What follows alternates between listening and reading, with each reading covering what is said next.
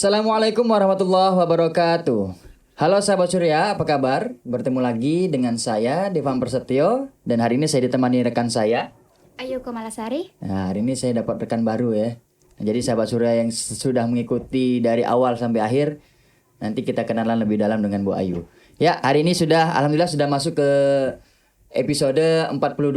Hari ini kita akan membahas atau berbincang seputar kegiatan belajar mengajar 100% ya. Jadi kita mau tanya ini, first impression anak-anak gimana sih setelah 2 tahun lamanya mereka pandemi gitu ya, belajar di rumah. Nah, hari ini mereka harus wajib datang ke sekolah dari pagi sampai siang, bahkan sampai sore ya. Nah, ini kita mau tanya gimana pendapat mereka. Namun sebelum kita masuk ke pembicaraan, kata orang kalau nggak kenal maka tak sayang. Kita kenalan dulu ya. Hari ini alhamdulillah sudah hadir narasumber kita dari perwakilan kelas 7, 8, dan 9. Oke, boleh kita kenalin dulu. Yang pertama dari kelas 7. Ya, nama saya Muhammad Kaisan dari kelas 7A. Kaisan, Muhammad Kaisan. Kaisan. Oke, yang kelas 8. Saya Zaneta Najlazan dari kelas 8B. Oke, Zanita. Dan Mic-nya dia pura-pura aja. Saya Nira Anjani dari kelas 9A. Oke, berarti ada Kaisan, ada Zaneta, ada Tata. Oke, gimana kabarnya hari ini? Baik sih, alhamdulillah. Baik ya. Baik. Dari wajahnya kayaknya tertekan nih Bu ya. Ini baru udah sebulan belum ya? Udah sebelum kita Lebih udah lebih ya? Udah lebih ya? Sebulan lebih dikit. Gitu ya. Dikitnya berapa? Nggak tahu. Alhamdulillah hari ini sudah sehat ya. Alhamdulillah ya. Bapak tanya satu-satu ya. First impression. Ini kan kalian sudah 2 tahun, kurang lebih 2 tahun lah ya. Kalian belajar di rumah. Cuman sebelum masuk ke 100%, kira-kira apa perbedaan yang menonjol ketika kalian belajar di rumah dan belajar di tatap muka di sekolah? Coba dari siapa dulu? Siapa dulu yang menjawab? Dari kelas 9 aja dulu boleh, nggak apa, senior ya kan. Gimana Tata perasaannya setelah 2 tahun ini, yang selama sebulan dulu ya tatap muka ya, gimana perasaannya? Jelas berbeda. Ya, perbedaannya apa tuh? Di sekolah jadi lebih fokus, terus ketemu teman-teman juga seru kali Ya. ya, seru, rame juga kan. Kalau di rumah sendirian, terus Iya. bangun tidur, Zoom. Udah habis itu Iya. selesai. Feel-nya kurang gitu ya kalau nggak ketemu teman gitu ya. Oke, kalau Zanita?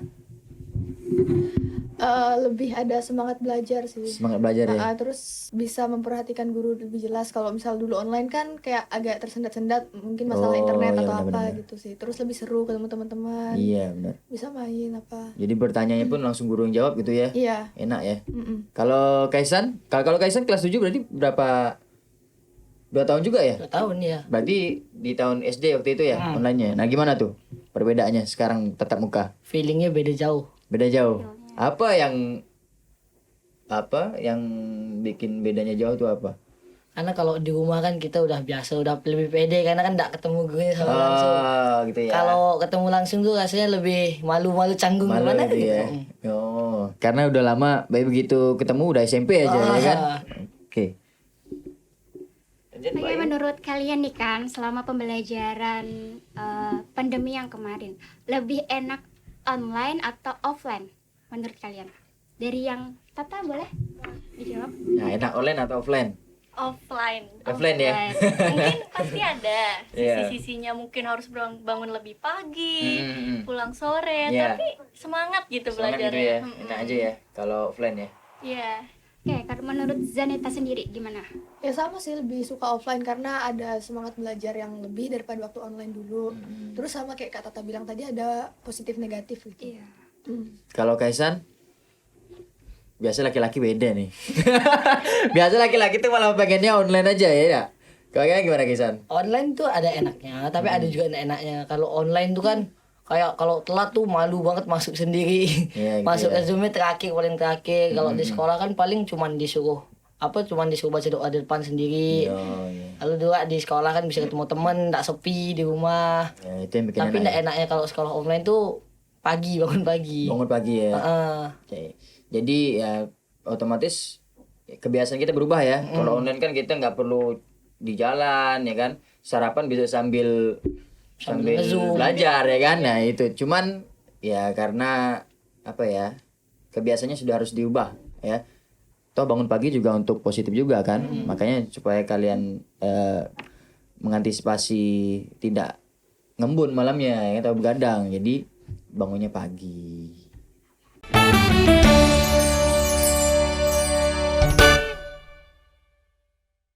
Ya baik sahabat Surya, nah itu tadi first impression sedikit dari teman-teman kita perwakilan 789. Sebelum lanjut ngobrol lagi dengan mereka, saya mengingatkan kepada sahabat Surya, jika ingin mendapatkan update terkini informasi seputar SMP Muhammadiyah 1 Pontianak, sahabat Surya bisa mengunjungi laman website kami di www.smpm1ptk.com. Nah, baik kita lanjut lagi ngobrol bareng Kaisan, Zaneta, dan Tata. Oke, mau tanya apa lagi ya kalau masalah pandemi ini ya? Atau mungkin itu Pak, kebiasaan selama pandemi yang bisa diterapkan di sekarang ini. Yang mungkin pandeminya kan mungkin kata orang udah nggak ada kan. Jadi iya. kebiasaan yang dulu yang bisa diterapkan di yang sekarang. Ya betul. Ya bisa. Dimulai dari Kak Tata, boleh? Mungkin kita bisa lebih aware tentang diri kita sendiri, mulai dari teman, kita nggak bisa terlalu deket juga, kita Oh, positifnya dari situ. Kalau Zaneta? Tetap menjaga kesehatan, terus juga kalau misal untuk masalah belajarnya tuh kita bisa lebih menggunakan internet dengan baik untuk belajar dan bukan untuk hal yang sia-sia. Oke, kalau Kaisan lebih ke menjaga kesehatan lah ya. Ya. Oke, jadi yang ditakutkan juga karena selama 2 tahun kebiasaan contohnya misalnya kalian belajar nggak pakai masker lah di rumah kan karena online. Sekarang di sekolah harus menggunakan ya perlengkapan Medis. ya perlengkapan medis ya gitu ya. Ya protokol kesehatan, Iya, protokol walaupun kesehatan. sekarang pandemi bisa dikatakan sudah mulai berkurang, tapi kita harus tetap menjaga protokol kesehatan. Iya, benar Dengan tuh, Mbak Ayu. menggunakan masker, cuci tangan, dimanapun itu berada. Iya. Oke. Kemarin nih Bapak pernah dengar nih, banyak anak-anak nih kayaknya mulai merasa aduh, ya, awalnya kan begitu mau offline pada seneng nih. Semangat. Alhamdulillah ketemu teman dan lain sebagainya. Tapi setelah berjalan seminggu, ya kan? Nggak seminggu lah, 2 minggu lah ya. Sudah mulai terasa terbeban.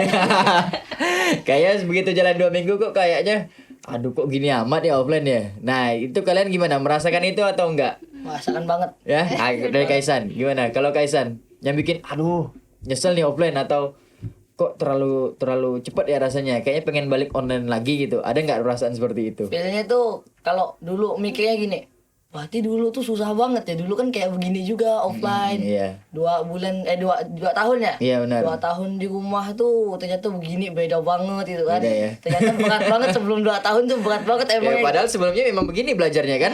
Oh. Kayak 2 tahun kebiasaan di rumah. Iya. Itu rasanya beda banget kan. Kayak dulu ternyata dulu berat banget tugas-tugasnya banyak.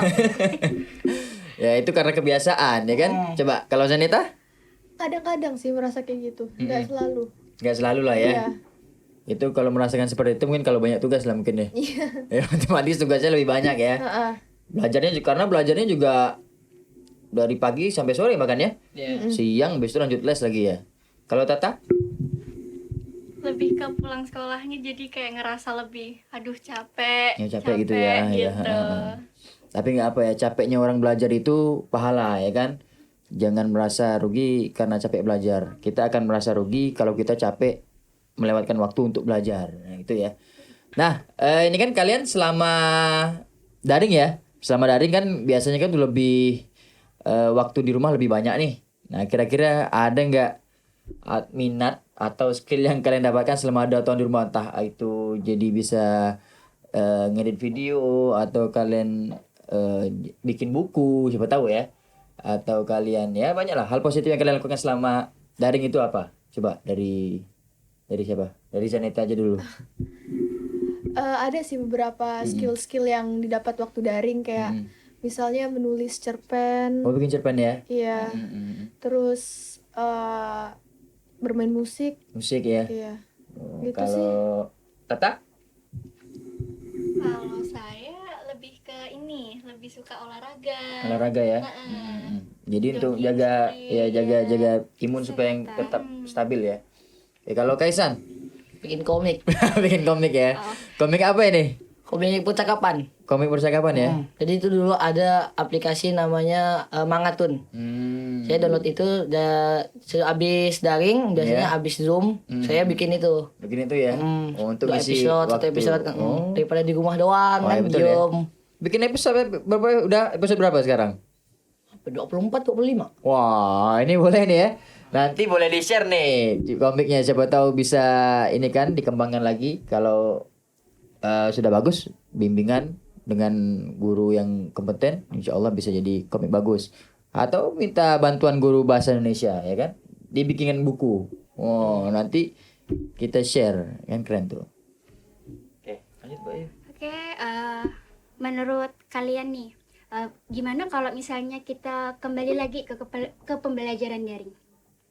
Gimana menurut kalian? Setuju nggak kalau seandainya ini udah jalan nih, kan udah dapat perbandingan ya? Iya. 2 tahun online, sebulan offline. Kalau balik ke online lagi, gimana? Mau nggak? Setuju nggak setuju? Setuju nggak setuju? Waduh, wow. Ya, kalau Kaisen setuju nggak? Kenapa? Setujunya mungkin karena kurangin tugas. Oh, karena kurangin tugas ya. Emang kalau online nggak dikasih tugas? Sama aja kan? Tapi kan nggak terlalu susah. Nggak terlalu susah gitu ya. Kalau di sekolah offline kan mungkin ada hafalan, Oh, tugas, oke, catatan. Oke. Jadi banyak kalau ternyata Mungkin lebih ke gak setuju sih. nggak setuju ya? Iya. Nggak setujunya kenapa tuh? Karena ya semangat belajarnya makin berkurang, terus juga gak ketemu teman. Iya, Jadi karena dasarnya- moodnya udah ketemu temen seneng gitu ya, balik lagi di rumah gitu kan. Kalau Tata? Lebih ke udah nyaman buat offline. Offline ya, lebih ke Iya. offline lah ya. Jadi menolak untuk online lagi lah gitu ya. Sedih sih kalau Ya, online lagi. Iya, kita berdoa aja ya, mudah-mudahan kasusnya semakin menurun ya. Jadi kita tetap offline. Nah, oke lanjut kalau ini mau nanya. Yang saya mau bertanya nih, mau boleh ke Bu Ayu atau Ustadz Epan yang mau jawab boleh, siap. bebas. Nggak Boleh masalah. dua-duanya juga boleh. Kalau jadi guru itu lebih enak ngajar daring atau ngajar offline dan kesusahannya apa? Daring atau online ya? Daring atau online? Daring atau Atau offline? Dari Bu Ayu dulu aja. Saya nanti jiplak. Oleh disperse ya. Iya, Oke, disperse dulu. kalau menurut ibu sih jujur, kalau misalnya suruh milih daring atau luring itu lebih enak ke luring ya, pembelajaran tatap muka. Jadi sebagai guru itu ketika menyampaikan materi ke siswanya itu lebih gampang itu secara luring, karena ketika kita berkomunikasi secara langsung, tatap muka secara langsung, apa yang kita tersampaikan tuh lebih jelas dan siswa itu pun pasti lebih mudah mengerti lah. Ya walaupun biasanya ada yang tidak mengerti juga sih. Dan kalau secara daring pun misalnya siswa ingin bertanya itu lebih gampang kan, langsung Bu, saya tidak paham ini langsung dijelaskan. Tetapi kalau secara luring itu susahnya tuh kayak misalnya koneksi internet, ataupun secara luring juga pun biasanya tuh siswa-siswanya tuh kayak kurang memperhatikan. Itu sih kalau menurut Ibu. Tapi kalau menurut Bapak gimana? Kalau saya sebenarnya sama ya jawabannya dengan sama-sama guru sebenarnya ya ada garis besarnya lah ya, garis besarnya. Cuman kalau Bapak itu senangnya ya lebihnya ke offline ya, karena interaksi tatap muka itu lebih feel-nya lebih enak ya, lebih kita bisa saling mengenal, kemudian tidak terpaku atau tidak dibatasi dengan jaringan. Karena kalau jaringan kan apa ya, kalau jaringan itu kan interaksi dari murid ke guru itu nggak sampai ya. Kalau di kelas kan siapa yang mau maju ke depan, nah itu kan udah ini ya. Kita lihat guru itu melihat anak yang aktif maju, berani maju ke depan, itu udah seneng. Nah kalau di rumah kan ya walaupun dia menjawab, tapi jawaban kalau ketika daring itu kayaknya kurang pas aja ya. Makanya Bapak tuh pengen sebenarnya kalau mengajar itu enaknya dikombinasikan. Jadi sekali-sekali kita offline dicampur dengan daring ya, karena ketika daring kan kalian otomatis pengetahuan teknologinya lebih ini ya, lebih menguasai jadinya. Yang dulunya gimana cara buka ini dan sebagainya sekarang udah tahu. Udah hebat. Dan terbukti setelah Bapak sebulan mengajar, anak-anak pinter ada yang jadi bikin program ya kan, ada yang bikin video, aplikasi dan sebagainya, dan itu terbukti. ada plus minusnya sama seperti kalian juga. Oke, cukup ya.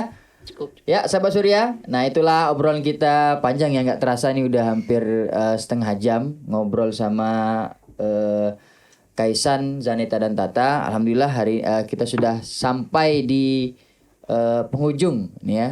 Nah, sebelum kita tutup, saya ucapkan terima kasih kepada narasumber hari ini, kepada Kaisan, kepada Zaneta, kepada Tata yang sudah hadir di studio hari ini.